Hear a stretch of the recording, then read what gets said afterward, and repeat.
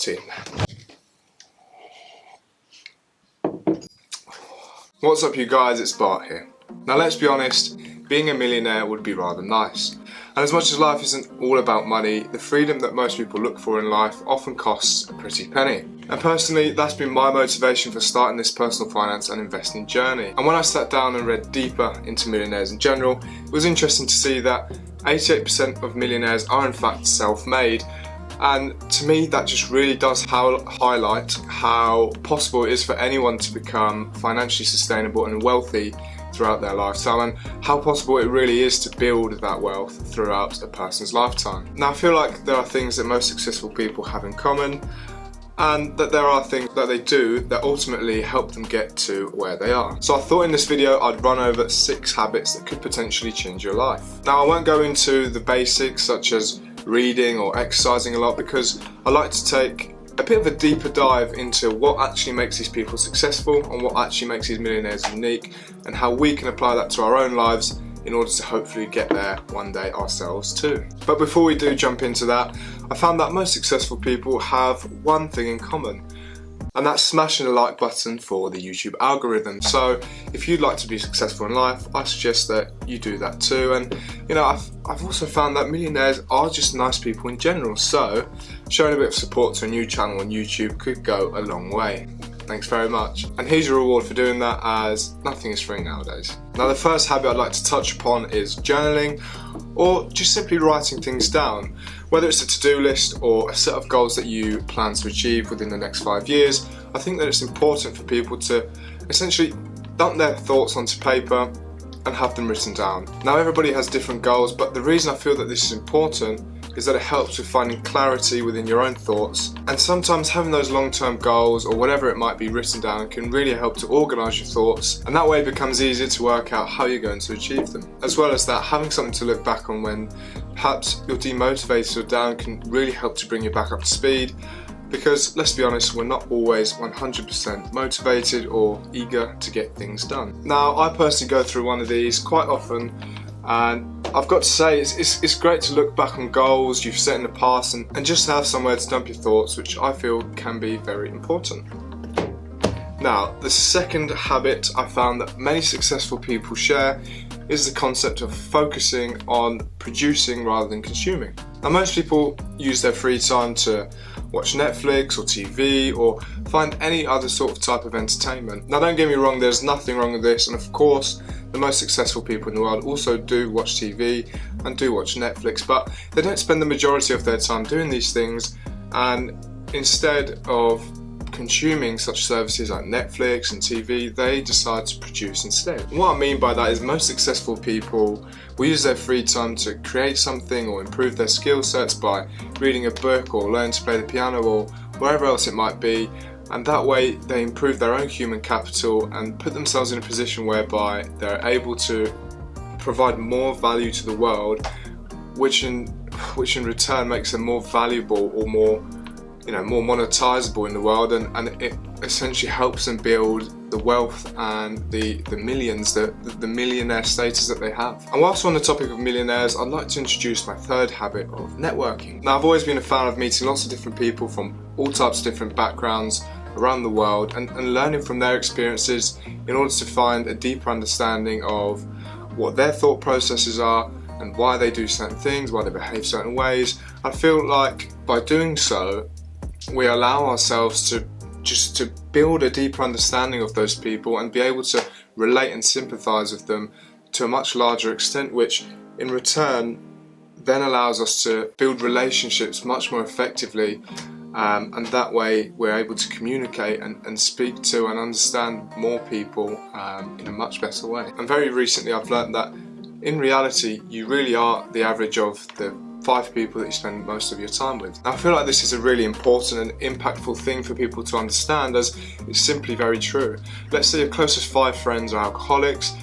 Likelihood is you will also become the alcoholic, you will become the 6th alcoholic. Now this isn't true 100% of the time, and it doesn't always follow that way, and it isn't always true, but the point is, if you surround yourself by like-minded people and people that, the people that are successfully financially successful, or people that have the same sort of drive towards goals and smashing their goals and just doing good things with their life and being sustainable and wealthy, the likelihood is, but just by spending that time with them and just by being around those people, you'll pick up so many new things and just learn so much from these people, pick up skills that you never thought you'd be able to pick up. And the likelihood is you'll become that sixth person, you'll become that sixth wealthy person, you'll become that sixth financially successful person. And it really does go to show, and God, it couldn't be more true. The people that you are surrounding yourself with will ultimately impact who you are. You hear this in the fitness community, you are what you eat, you know, and the same applies to us as people in general, not just our bodies, but our psychology and our people in general. You are truly the average of the 5 people that you spend most of your time with, and I feel like it's so important for people to understand that. I feel like there's almost a positive multiplier effect with successful people, as they just tend to bounce off of each other and give each other lots of different ideas and almost hype each other up to do bigger and better things, and it really is contagious. And when you put yourself in that sort of environment, the likelihood is you will do well and you will catch on to the sort of life and the sort of message that they're trying to put out, and you will learn from these people and become one of them. It really is as simple as that. There's so much psychology behind this. Obviously I'm no psychology expert, but from what I've read, from what I've researched, from what I've seen around me, I feel like this is such an important thing for people to understand. And I think, yeah, the birds are out, but you know, it is so true. Now, talking of bigger and better things, there is one bigger and better thing that you could be doing, which leads us on to habit number 4, which is paying yourself first, which is often known as making your money go invisible or putting your money out of sight. What I found is that most successful people have a way of making their money disappear as soon as it hits their account. And they do this by investing into the stock market, putting their money into high interest savings accounts, or investing into real estate, whatever it might be. They have a way of making the money that hits their account disappear straight away. That way they limit the access to their money, and in return they are much less likely to spend it on things that really don't need spending on, and it just helps to control yourself in a way where you won't be spending your money on things that will negatively impact your finances. I personally think that this is a really good way of teaching yourself to live way below your means and therefore avoiding lifestyle inflation. Now, I touched upon this in my previous video, but essentially what lifestyle inflation is as you earn more money, you spend more money. Okay, so when you're on a £25,000 salary, you can live off of that. You know, it's perfectly fine. You're alive, you have food, you have shelter, you can live off of that. But as soon as you earn £50,000, all of a sudden you feel that you can spend that extra £25,000 because you've earned it, and therefore you get a more expensive apartment, you start buying more expensive clothes, get yourself a better car. You inflate your lifestyle to represent the inflation in your income, if that makes sense. So you basically match your expenses to your income, which is why, again, and I said it in the last video, people live paycheck to paycheck so often. As well as that, making your money go invisible will in fact put a lot more pressure on yourself as an individual to make more money, because if you allocate the money to what I mentioned earlier, like real estate, high interest savings account, as soon as it's out the way, it will be hard to get it back, and that way you're putting pressure on yourself to earn a lot more money, which can only be a positive thing. I mean, it's just a positive multiplier effect, right?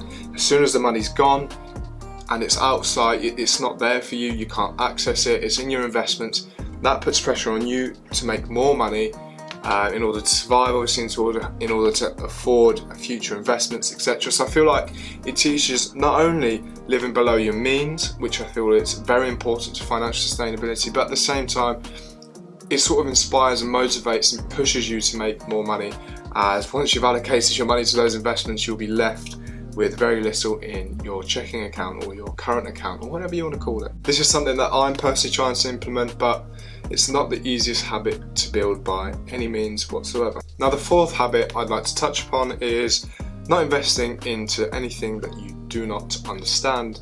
Just think about it. You will never come across a successful person that will tell you that one day their mate told them to just dump some money into a business and overnight it made them a millionaire, or it made them successful, or it made them wealthy. Now, there are cases in which, of course, luck plays its part, and there will be very rare occasions where such situations will in fact lead to wealth, but it's not sustainable, and it's not something that will actually systematically lead to building wealth in the future. It's not something that will work every single time, and it just goes back to luck. Okay, that is a simple example of luck. And just to reiterate, it will not be a sustainable way of building financial independence or wealth in the future. I'd instead recommend that you find something that you're actually interested in, or something that you're passionate about, and put all of your time and money, or at least the majority of your time and money and investments into that one thing. And I can almost guarantee that by doing so, you put yourself in a position whereby your money will almost it will literally come back tenfold, and you'll be in a position whereby you're doing something that you actually love. So you're avoiding burnout there, you're avoiding just getting bored, or you're avoiding just giving up because it's something that's not achievable, and that way you're building wealth and you're making money doing something that you enjoy. And I feel like that is almost the most sustainable way you can build wealth nowadays, especially. It's doing something that you love, doing something that you're passionate about. Your brain sort of will make you want to put the graft in and make you want to make things work because it's simply something that you're passionate about, and it really is the best way of making money, in my opinion. The most successful people in the world have a very deep understanding of where their money goes, so they won't simply just chuck their money into the latest investment trend like Dogecoin, Bitcoin, or whatever it might be, because they simply don't understand it. It's not how it works. You can't just go off of what everyone else is doing, because, okay, in some cases, again, where luck plays its part, you will get some short-term gains, but in the long term, God, these birds, but in the long term, it's not likely that you'll build sustainable wealth and sustainable personal finances, which will build wealth over your lifetime. I feel like it's really important to have that understanding in what you're investing, and I think and what comes with that really is understanding that there will always be future opportunities.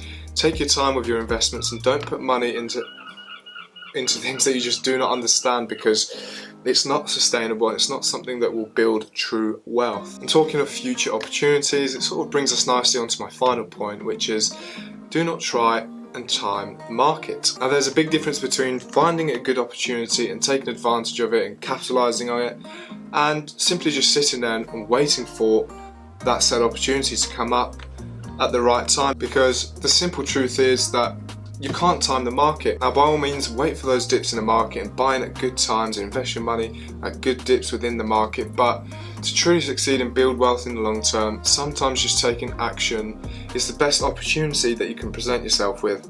Let's take March 2020 as an example. You know, people sold in order to buy back at a low price when the economy was at its all-time low. The problem is, a lot of people thought that the market would fall and collapse a lot more than it did in the end, and therefore didn't buy back in time. And you know, before they knew it, the economy was right back up at where it started in March, meaning that not only did they not make any money, they sold all of their investments and are now left with potentially inflated assets that they could have capitalized on had they bought in at the dips, you know, halfway through the illness. And yet it just goes to show that constantly waiting and being greedy for even further dips isn't always going to be the best thing to do. So out of thousands of habits that there are out there, those are the 6 that I feel like can have life-changing impacts if you truly just do put your mind to them and stick to them consistently for a very long time. As always, hit that like button, and if you have any other habits that are worth mentioning, drop them down below in the comments section, and I'll see you next time.